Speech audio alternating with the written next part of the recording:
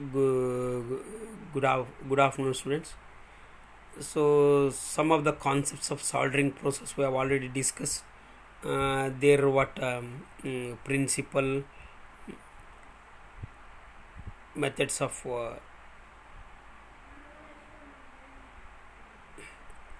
all we have discussed in the previous video. So, we'll continue the same thing in the methods of soldering. So, soldering process we have already discussed. It is a joining process wherein coalescence is produced by heating metal fusible alloy below 200 degrees centigrade to form the strong joint with the presence of flux. Then base metals are not at all heating then, but only fusible alloy it is heating and form the joint what we said then. So however then the principle of operation it is shown in the figure then. In the previous class all we have already discussed then. So however then we'll discuss the steps also we have in the previous video discussed then. Basic steps, nothing but about cleaning, joint fitting, then cleaning, application of the flux, then application of heat, then applying solder between the joint, and later after forming joint cooling the joint, then removal of flux residue all we have discussed in the previous class then. However, in this video we will discuss about the soldering method.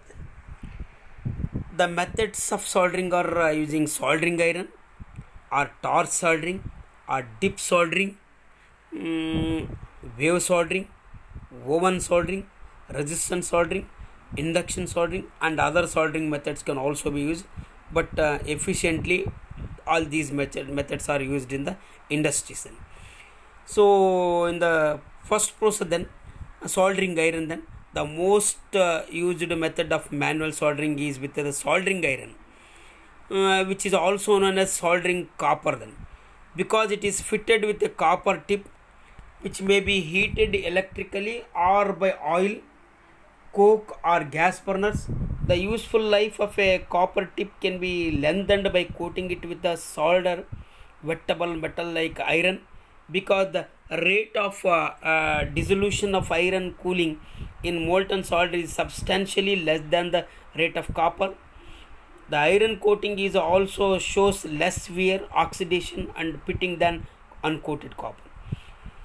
The soldering tip not only stores heat but also stores conveys and if required withdraws surplus molten solder also. The electrical soldering iron utilizes resistance heating to heat the bit.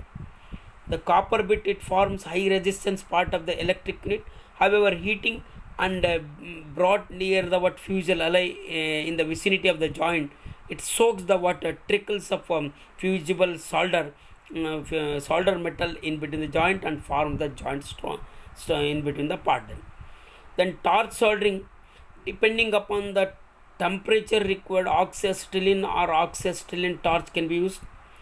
Later, giving a low temperature, such torches provide an easy, portable, instantaneous heat source. Different sized interchangeable torch lips are used to control the flame from a pencil point for the fine work to the flared tip used in preheating. And the solder is applied manually. Torch soldering is widely used in plumbing trade for soldering copper tubing to copper fittings.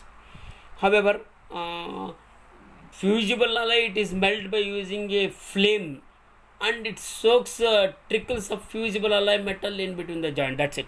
The heating depends upon the heating source. It is classified. Then dip soldering.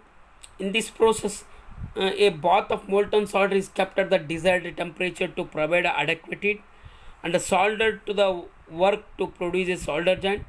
The suggested movement of the work during dipping is shown in figure below. Usually, this process is adapted to solder an entire unit comprising a large number of parts which can be soldered in one operation. The operation needs the use of fixtures to maintain proper joint clearance during solidification of solder.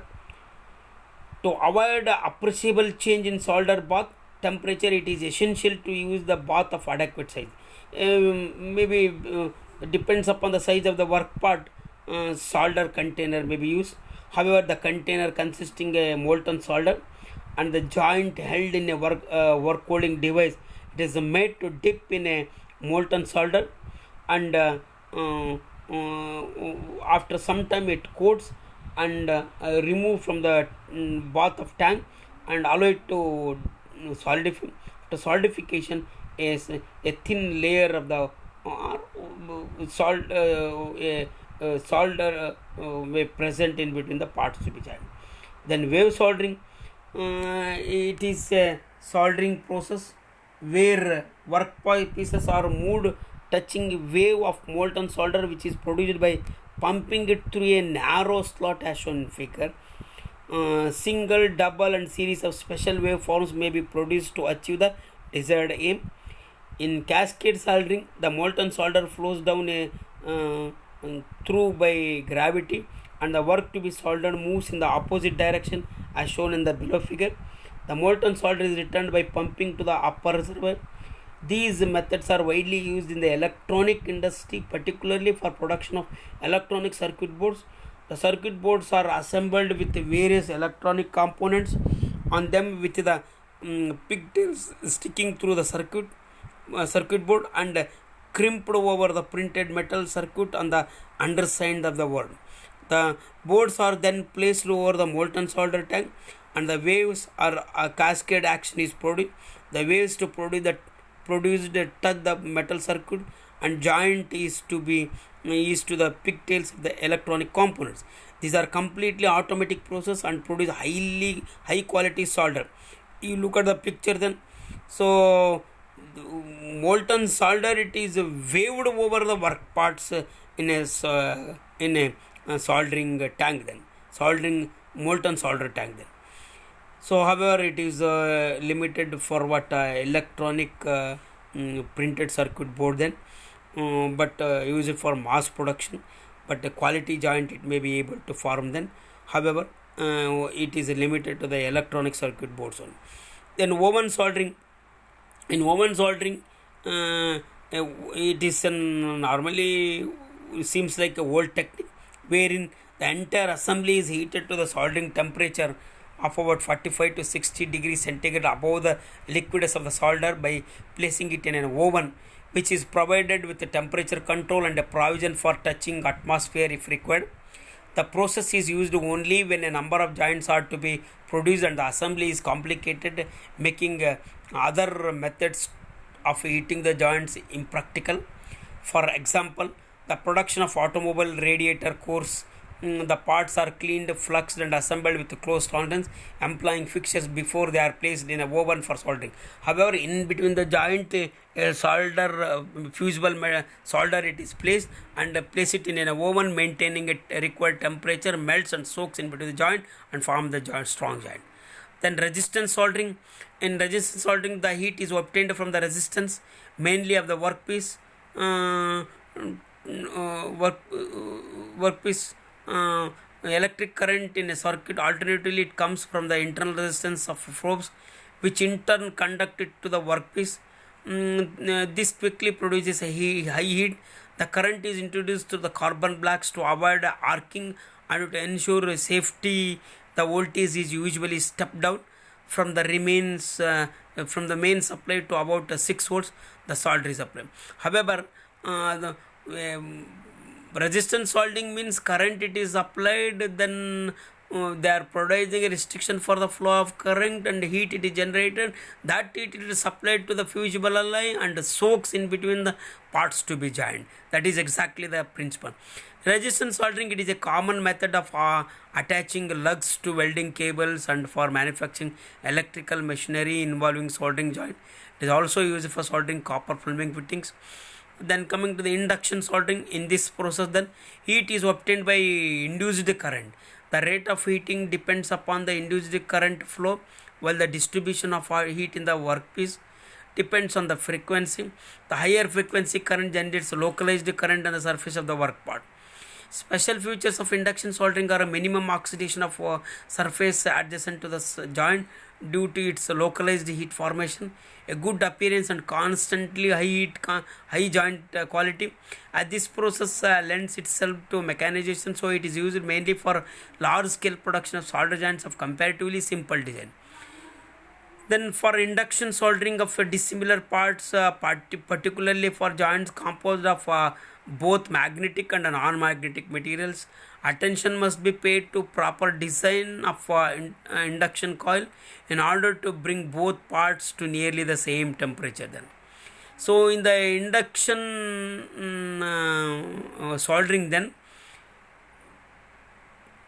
induction coils are provided to the torch, then, and required temperature it is generated at the torch tip, then that melts the fusible alloy and hence it produces a strong jet, normally used for electrical application.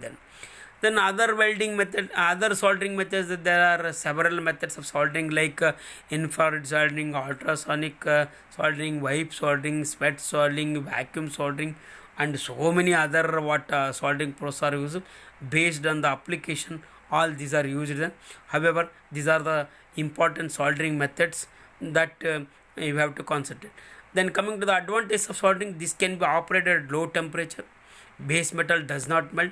Any metals, non-metals can be joined by this process. This operation is required a low power. Less time is required to join. This can be easily operated. These are all the advantages. Disadvantage of soldering: strength of joint is less.